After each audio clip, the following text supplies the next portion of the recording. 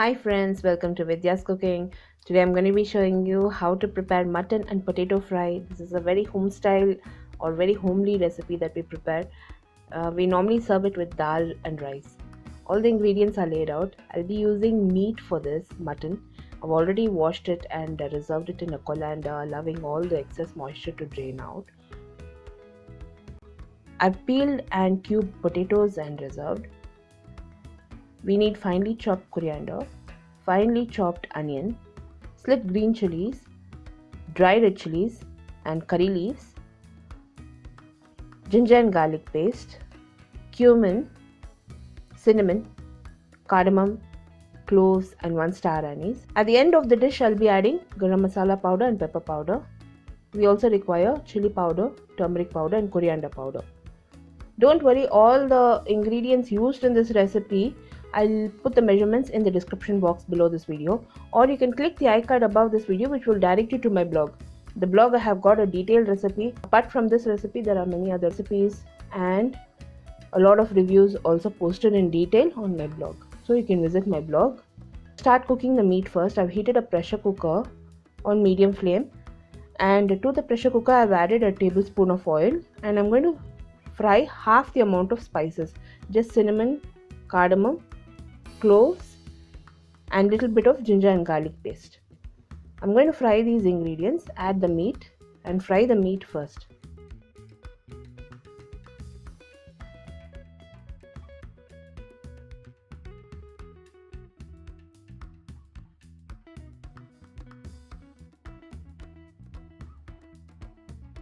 Normally if you fry the meat, it will enhance the flavor and taste.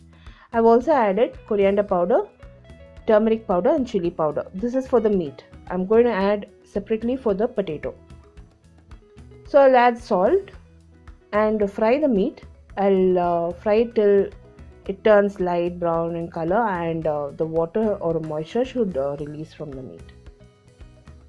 It should no longer stick in the pan. That's what you have to look for when you're frying the meat.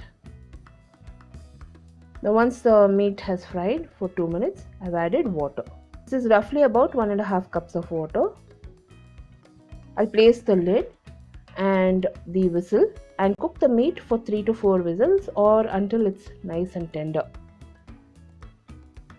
Now I'm going to start preparing the potatoes. I've heated a wok. I've added about 2 tablespoons of oil. We can also alternate and add 1 tablespoon of ghee and 1 tablespoon of oil. It's up to us.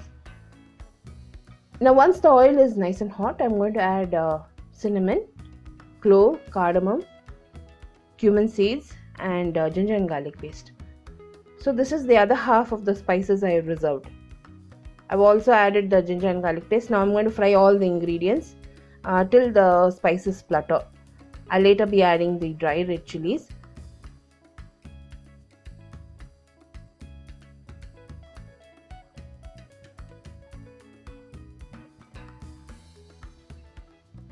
Now I'll be adding the dried red chilies. This dry red chilies will add flavor and it will give a good taste. I've not broken the dried red chili in half because I don't want it to be spicy. But you can break it in half and add it. It will give you that spice. Now I've added the curry leaves and finely chopped onion along with the sliced green chilies. I'm going to fry all the ingredients. I've added little bit of coriander, about 1 tablespoon of finely chopped coriander. We can prepare a potato dish with just these ingredients. Normally what we would do is we would prepare this type of side dishes for rice, dal rice or rasam rice. If we have sudden guests or during the winter season we want to have a meat dish which is nice and spicy, we would prepare such dishes at home. These are all side dishes. And this pairs very well with biryani and even rotis.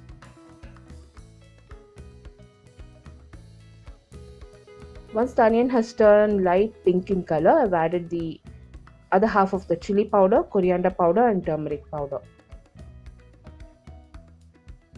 I'll be frying the potatoes. Now I'll be roasting the potatoes in this masala. I'm not going to cook it all the way through. I'm just going to roast it in this masala.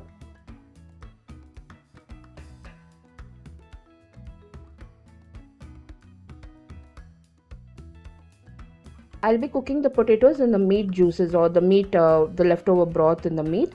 Once it is cooked, I'll add the meat and the broth and I'll cook the potatoes. We have to dry roast the potatoes now till the edges turn light brown in color.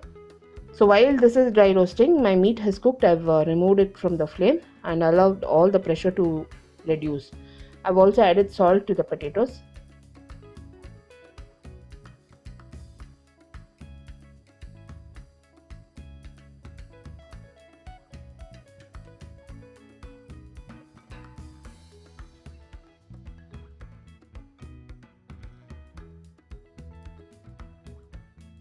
You can see the meat has cooked and my potatoes have roasted at this point. I'm going to add that meat along with the juice to the potatoes and cook the potatoes now. So it has to be nice and fork tender. I've added the meat along with that broth.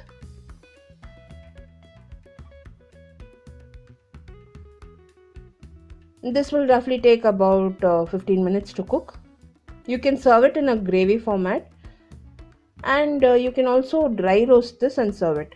I like it dry roasted because it gives that good flavor and taste along with sambar rice or rasam rice. So at this point, this gravy format is what you can serve for chapati. I'm just showing it to you. We can add little bit of cashew nuts. It's up to us what we want to do. But normally when we have guests, we would add cashew nuts. We would fry cashew nuts in ghee and add it on top and then just mix it and serve it. Or you can serve it at this point where it's very nice for chapatis.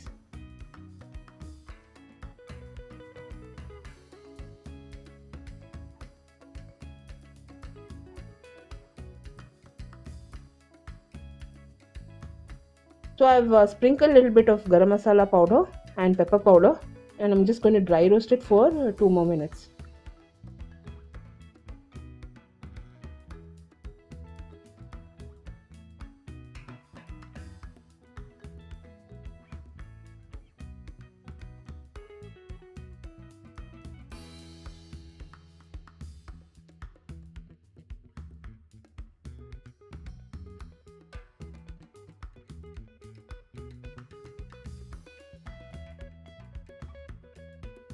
So finally, once the meat has dry roasted for 2 minutes, I've garnished it with lime and coriander. Just going to toss it once and serve it up. This is an excellent side dish. Also like me and follow me on Instagram, Facebook and Twitter, friends. All my social media handle links will be in the description box below this video. If you enjoyed watching this video recipe, give me a thumbs up and subscribe to me for more recipes and review videos. My mutton roast or my mutton potato roast is ready. I've gone ahead and served it. It tasted excellent with sambar rice and rasam rice. Give this recipe a try and post your comments. All the links to my blog and social media will be in the description box below this video. Until next time, this is Vidya Lakshmi. Thank you so much for watching. Bye-bye.